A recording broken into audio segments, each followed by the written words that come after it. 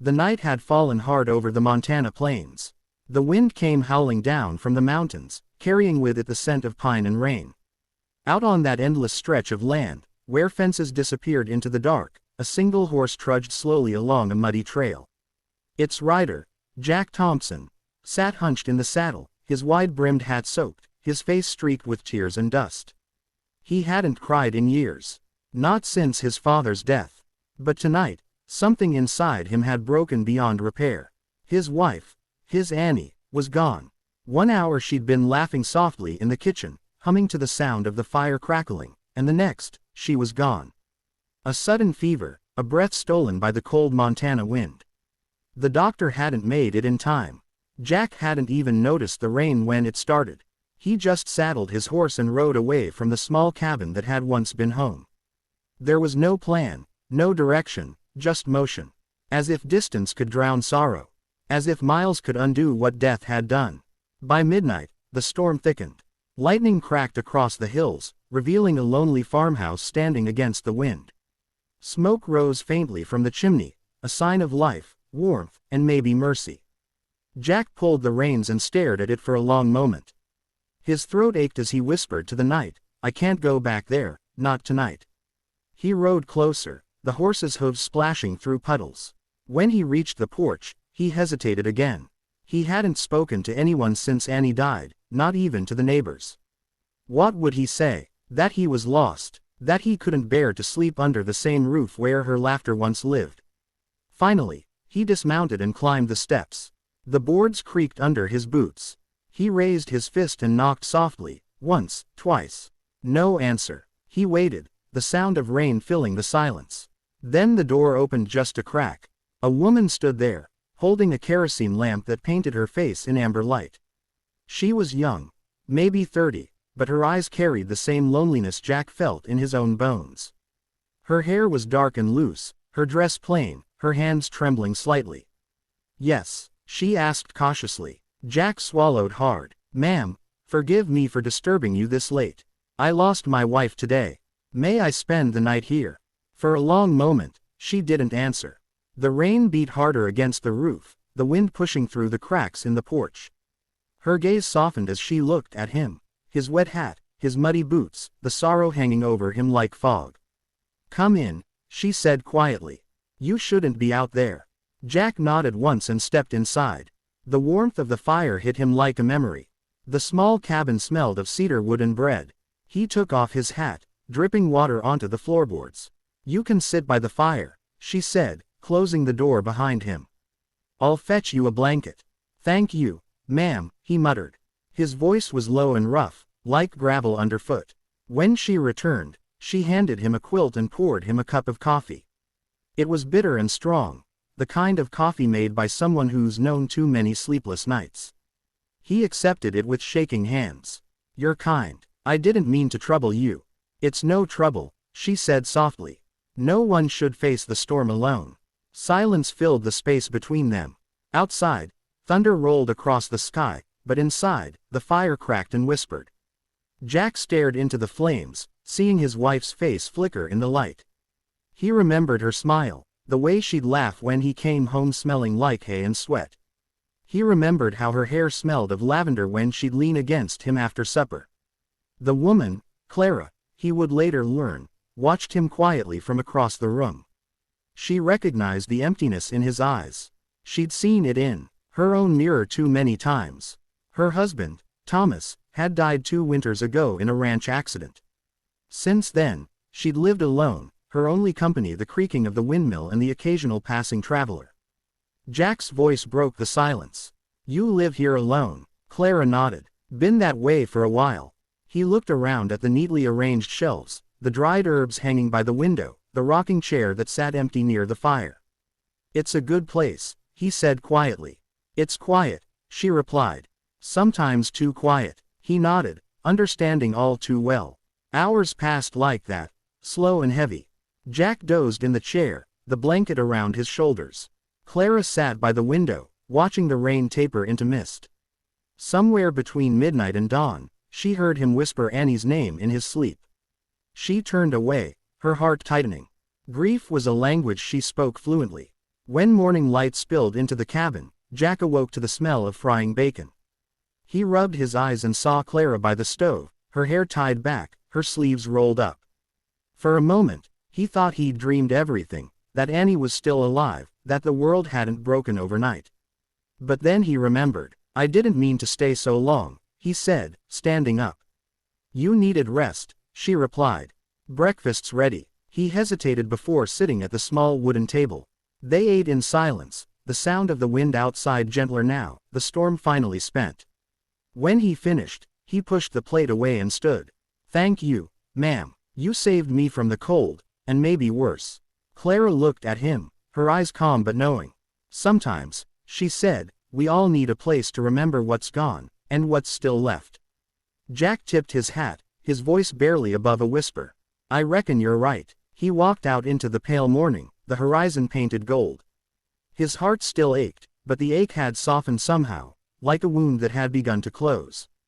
Behind him, Clara watched from the porch, her hand resting on the doorframe. Two strangers, bound by loss, had shared a night of silence and sorrow. And though they didn't know it yet, that single night would change both their lives forever. The rain came down hard that night, sharp and cold, sweeping across the vast plains of Montana. The wind howled like a wounded animal, bending the tall grass and rattling the old fences that stretched endlessly into the dark. Somewhere in that storm, a single rider moved slowly through the mud, a large man, broad-shouldered, soaked to the bone.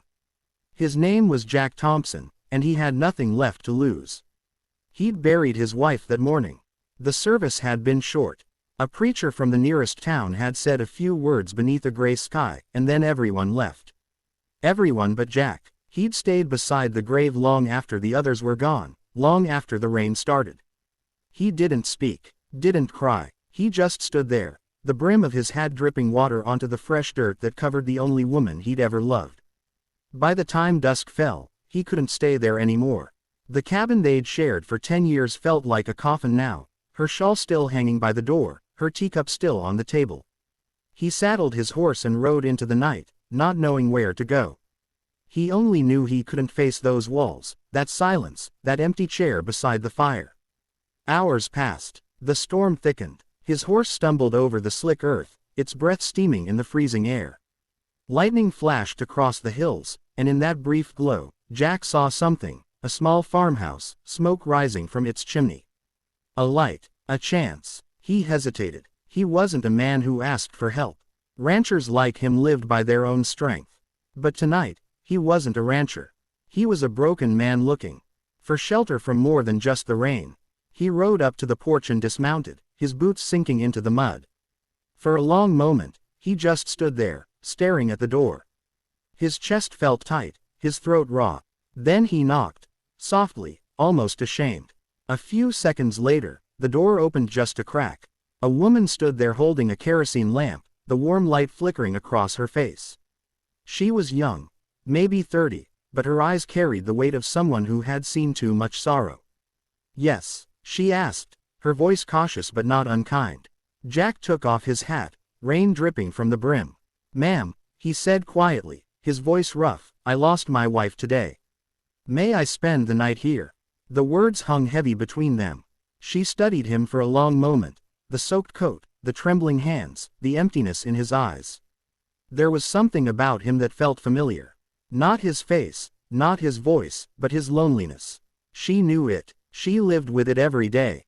"Come in," she said softly. Jack stepped inside, grateful for the heat that wrapped around him from the fireplace. The room was small but warm, filled with the scent of wood smoke and baking bread. His boots left muddy prints on the wooden floor as he stood awkwardly, hat in hand. "You can sit by the fire," the woman said, closing the door behind him. "You look frozen." "Thank you," he murmured. His voice cracked a little. She fetched him a blanket from the rocking chair and poured a cup of coffee from the kettle. It was strong, black, and steaming. "Here," she said, handing it to him. Jack nodded his thanks, wrapping his hands around the cup like it might hold him together. For a long time, neither spoke. The only sounds were the crackle of the fire and the rain drumming against the roof. Finally, Jack broke the silence. "I didn't mean to bother you, ma'am. Just needed a roof for the night. I'll be gone by dawn. It's no bother, she said quietly. No one should be alone on a night like this. He glanced at her. You live here by yourself? She hesitated before answering. Yes. My husband passed 2 years ago. Ranch accident. Jack nodded slowly. I'm sorry. Me too, she whispered. There was something gentle but unspoken in the air then, a kind of fragile understanding. Grief recognized grief. Jack's gaze wandered around the room. It was tidy, though modest. A single picture hung above the mantel, a man and a woman standing in front of the same farmhouse, smiling under a clear sky. He turned back to her. You built all this on your own. Mostly, she said, stirring the fire. He built it first. I just kept it standing. Jack looked down at the floor. His throat ached. I reckon that's harder than building it the first time. She didn't answer, but he saw her eyes glisten in the firelight. Minutes turned into hours. The storm outside began to ease, the thunder growing distant. Jack dozed in the chair by the fire, the blanket pulled tight around him. In his sleep, he whispered his wife's name, Annie. Clara, the woman, looked over from the window where she sat sewing. When she heard him murmur that name, something in her chest tightened. She turned back to the glass, watching the rain run down in silver streaks. She knew what it meant to lose someone who filled your world. She knew what it meant to sleep beside silence and wake to emptiness. And she knew that sometimes, the only comfort left in this world was to know someone else understood. When dawn came, the storm had passed. The air smelled of wet earth and pine. Sunlight spilled softly across the room, touching Jack's weathered face as he stirred awake. Morning, Clara said from the stove. Coffee's hot. You hungry? Jack rubbed his eyes and managed a faint smile.